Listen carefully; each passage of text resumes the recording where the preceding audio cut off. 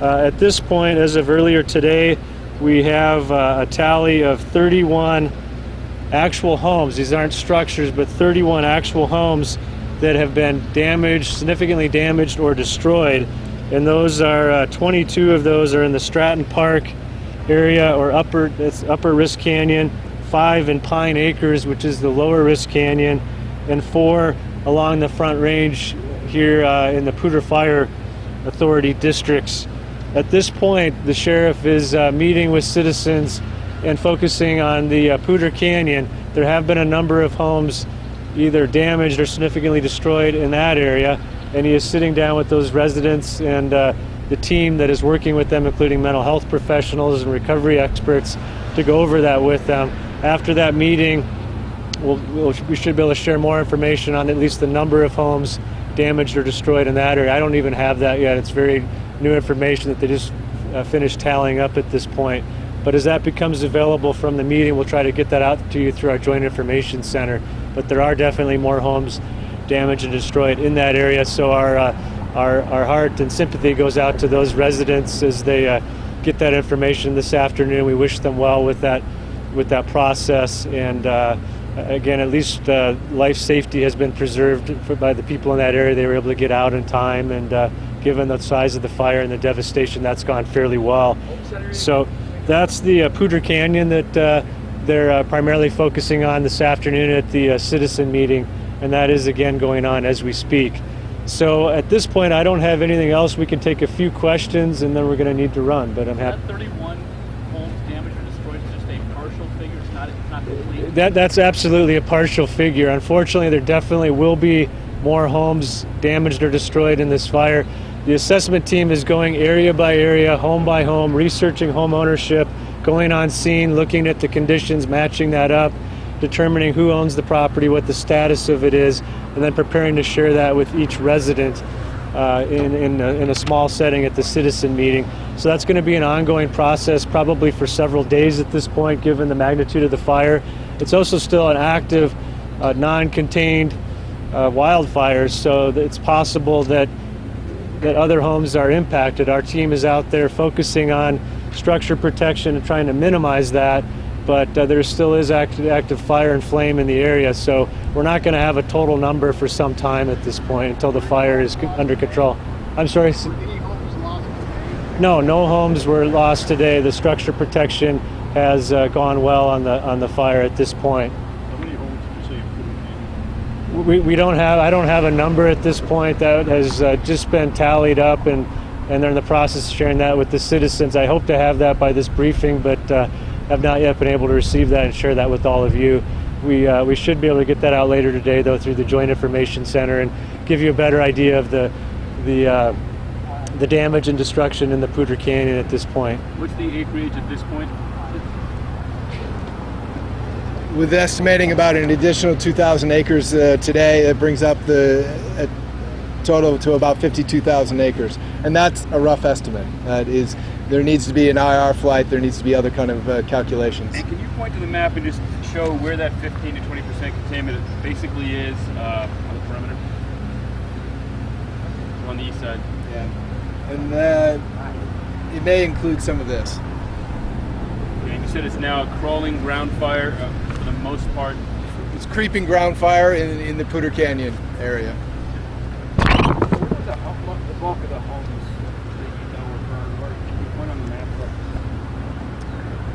map? The question was, where are the homes that are damaged or destroyed located on this map? At this point, I don't have that information for the Poudre Canyon, but I could try to give you a feel for the Risk Canyon if that's of interest. Let's see here if I can get acclimated real quick here. Stratton Park you mentioned is 20. Well, yeah, generally the lower Risk Canyon and upper Risk Canyon are where some of those homes are located. The Stratton Park ones are, there's 22 in the upper Risk Canyon area. That's where the fire, the origin was over here, came over the hill into the canyon and dropped down the canyon pretty aggressively, and then swept through there. There are a number of homes intact along the roadway, but it swept around and contacted some of them in the lower portion of the canyon. And then there are 4 homes in the Poudre Fire District, and I don't know exactly where those are, but closer down along the edge of the fire on the Front Range here. Would that be the North Laurie State Park area? I don't know for sure, so I don't want to speculate on where those exactly are. But there are 4 homes. They're not all together, actually. They're kind of hodgepodge along the eastern edge of the fire. During that big burn up yesterday around 4 o'clock. I'll take this question, please. During that big episode yesterday, did any homes burn? During the planned burnout? Yeah, whenever it was. No, we didn't have any residents damaged or destroyed. It's really been several days since that's occurred at this point. The structure protection efforts have gone very well. My point earlier, though, is it's an active fire. If winds shift and those efforts are overwhelmed, given there's still fire in the area, it's still possible that the tally of homes lost could go up. The number I gave you is also not inclusive of all of the existing homes that are damaged or destroyed. There's certainly a significant number of additional homes damaged or destroyed that we just have not been able to catalog, inventory, and match up with those owners at this point.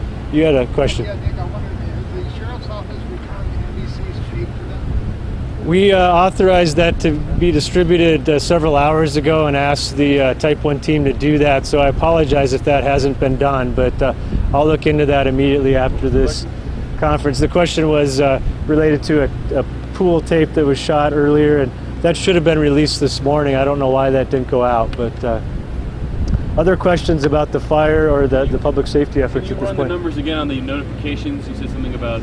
Well, we've notified to evacuate at least 2,600 phone lines. Again, that may or may not correspond to an actual home. Some homes may have 2 lines. Some homes up here have no lines. There are mountain cabins and that kind of thing. In that case, our deputies and firefighting personnel make every effort to go door to door and alert those residents directly.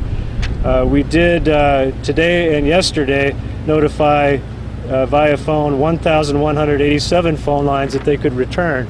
And obviously if they're not there, they don't get that, but we also have phones registered through our LETA 911.org system. So we use that to notify residents that may be out and about who have their cell phone registered that they may return as well. And then we do unfortunately have some cases of homeowners that chose not to evacuate that are still in there. So as a courtesy, we're also alerting them that the evacuation has been lifted at this point for their. 400 phone lines still unable to return. Do you give an idea of where those homes are? Well, it would be more than 400. Again, we had a total of 2,600 notified. 1,187 have been told that they can return. Where are those people who can't go back yet? That can't go back? Well, it's probably easier to tell you where they can go back at this point, if you don't mind. I can explain that, but we have allowed some folks to return in this area near the mouth of the Risk Canyon. That's going on as we speak. That notice just went out on the Missile Silo Road, and then also here at the mouth of Risk Canyon on the west side of Bellevue, we've allowed some residents to return into this area. During the first, I think it was the second day of the fire, there was a lot of wind this way, a lot of smoke and flame moving in this direction, so we evacuated all the way down into Bellevue, just a short distance from where we are now. We've moved those back and allowed those residents to return. And then also we've opened up the road that goes along the south side of Horsetooth all the way to I'm going to forget the name here, but Big Bear Road, and allowed residents in this area to return, except for the ones in Redstone Canyon and Buckstone Heights, which are up in here, and we still have some concerns about those homes in that location there. But we'll continue to evaluate that, along with a couple other areas. Cloudy Pass, just at the mouth of Risk Canyon here, is one area we may allow some access tomorrow, but we need to look at that, work with the fire team and determine if that's safe. Probably in the morning we'll reassess that. It seemed like most Major, of the- Major Head, go ahead. Would you say that the majority of the active fire is within the boundaries of the Cache La Poudre Wilderness, and roughly, if you know, how many homes might be in harm's way on the most active western front of the fire? Well, at this point, it is generally unpopulated area up there, wilderness area and national forest lands. The boundaries of the fire are significant. It's really bounded by, at this point, the Poudre Canyon. We have had some fire go over that, but that's generally been contained, and that boundary's remained intact. And then it is moving actively to the west, and then to the south. We've got the area along Horsetooth Reservoir, south and west of there. And then the strongest fire line at this point is on the east side, adjacent to the North Reservoir area and Fort Collins to the east. So pretty big boundaries. I don't know, Brett, if you want to say anything more about that in terms of the western boundary. So there was structure protection that was put in place today. It continued to be put in place ahead of the flame front on the western perimeter. That structure protection was aerial retardant, and that is to buy time for crews to get in and do more focused approach. How close has it gotten to Pingree Park? I can't answer that question. Can you explain those ping pong balls? How are they deployed and what's the object? So aerial ignitions are from helicopters, small helicopters. There's an operator of a piece of equipment that will shuttle the ping pong balls into the air from a container, basically, that has a turn knob to it. I'm sorry? Like a gun? No, it's not a gun, no. Anyway, it's just a kind of a drop.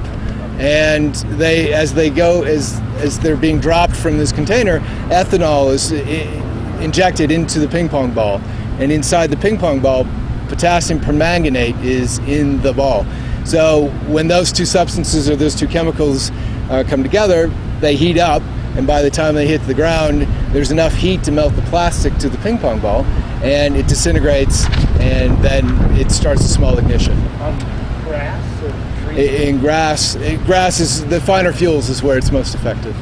The finer fuels like pine needles, grasses, and that kind of thing. So And that's the back burn effort, right, on the west side? that is part of the burnout operation. Yeah. And this is a technique that's used around the country in many different circumstances. So it's a very common, very safe way of approaching introducing fire into a situation. Weed-wall retardant is still being dropped on areas today? It has been, yes. Yes. How many aircraft are in service right now? There are a total of 9 aircraft in service, to my knowledge. That includes helicopters and... Helicopters and fixed wing. Any other questions? Thank you. Thank you.